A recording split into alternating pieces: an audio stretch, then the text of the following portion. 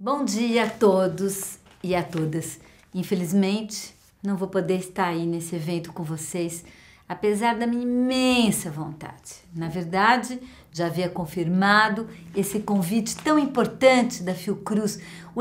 o trabalho fundamental que vocês estão fazendo, não só de leitura da realidade, mas também de intervenção sobre ela. Mas eu também, convocada para uma audiência pública no Ministério Público para tratar justamente das questões que vou tratar neste momento aqui, não pude ir ao Rio de Janeiro. Mas fiz questão de participar, colocando também aí as minhas reflexões a respeito do tema. Acho que é muito importante entender a nossa discussão sobre os processos urbanos que estamos assistindo hoje através de uma matriz, que é uma matriz que se estrutura em torno de dois conceitos básicos: o conceito de despossessão e o conceito de reposicionamento, que eu traduzi, eu acho que ainda de uma forma não muito convincente para mim mesma,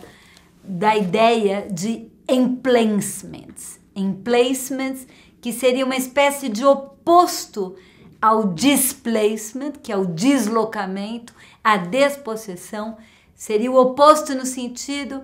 da construção de um espaço autônomo e de afirmação de uma territorialidade que se contrapõe a um processo permanente de captura dos ativos, dos mais pobres, dos ativos, daqueles que historicamente foram classificados e colocados como os outros. Vou deixar essa ideia aqui no ar para a gente poder trabalhá-la melhor ao longo da minha fala, na medida em que hoje, mais do que nunca nos últimos anos da história, nós estamos assistindo nas cidades a processos massivos de despossessão, na medida mesmo em que, sob a hegemonia das finanças, que é a fase atual do capitalismo, o capitalismo sob a dominância financeira, tem no espaço físico, no imóvel, na terra, um elemento fundamental de ancoragem nos circuitos de valorização do capital e, digamos que a terra, os imóveis, têm se transformado cada vez mais em ativos financeiros para um capital global financeiro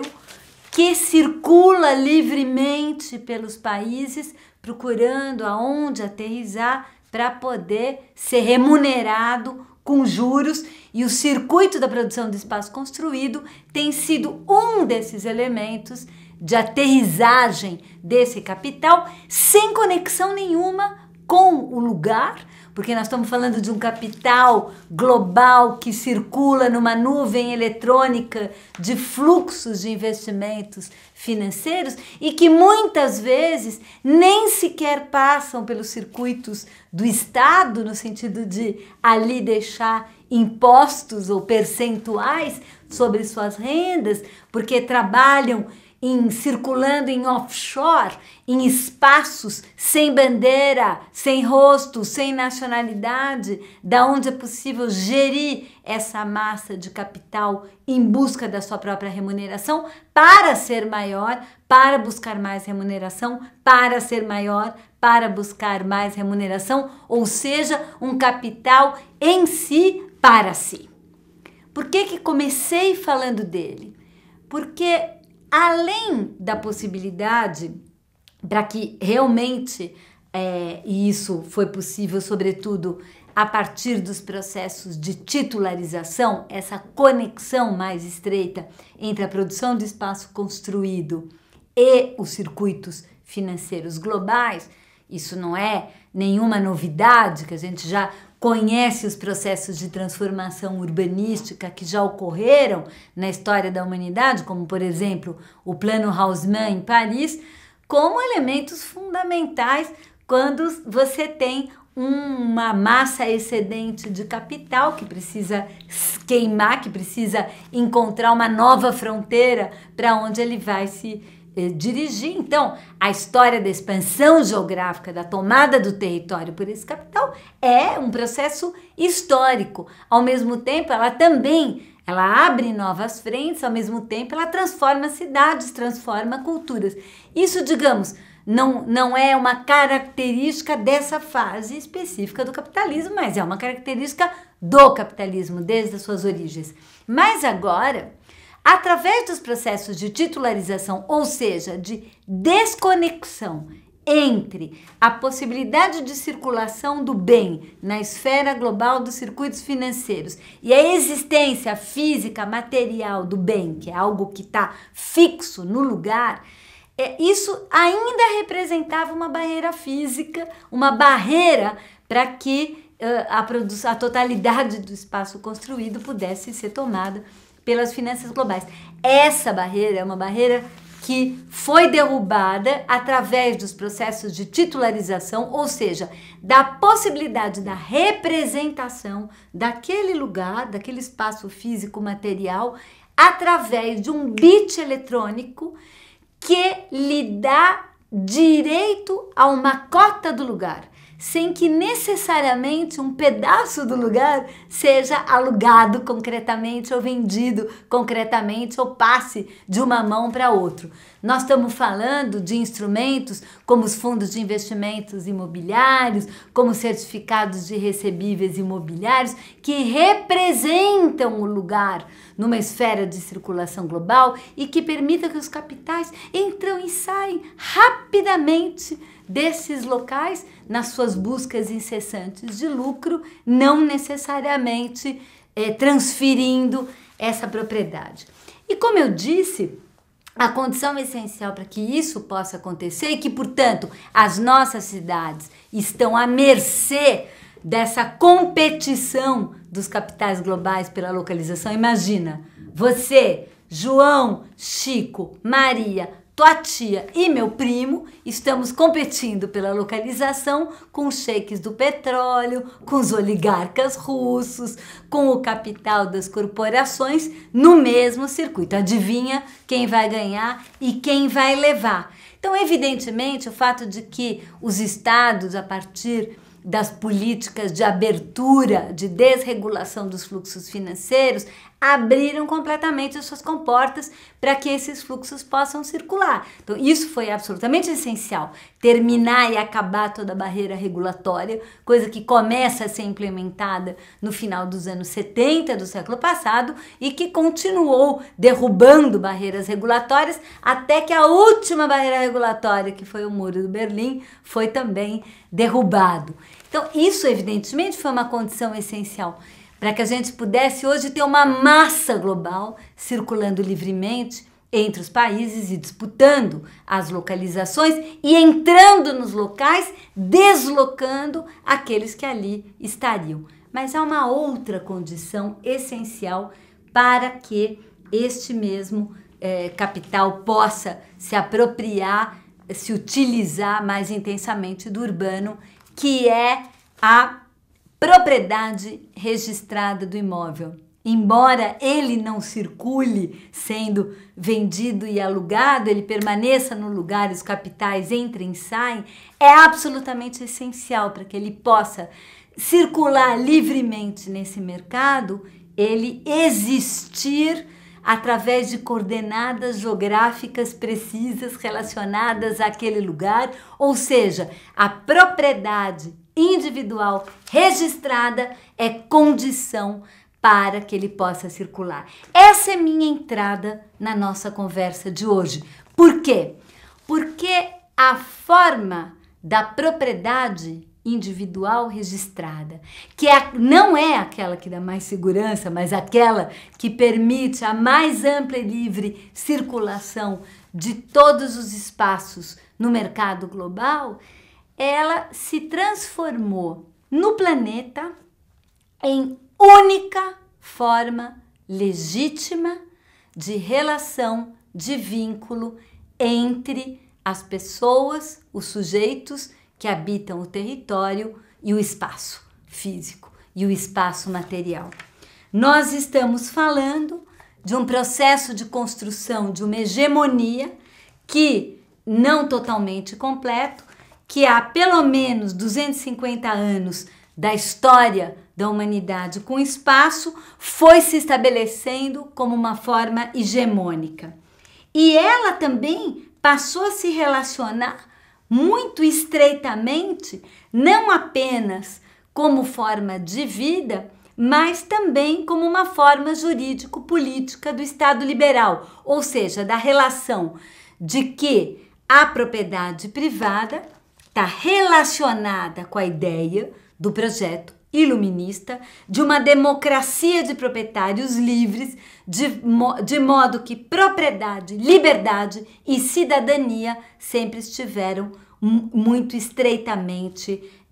vinculados. Aqui, na verdade, me interessa a relação com os espaços que não se organizam sob essas ordens. Favelas, bastis, campungs, slums. A sua existência nas cidades da periferia do capitalismo, assim como no centro do capitalismo, hoje em dia muito mais,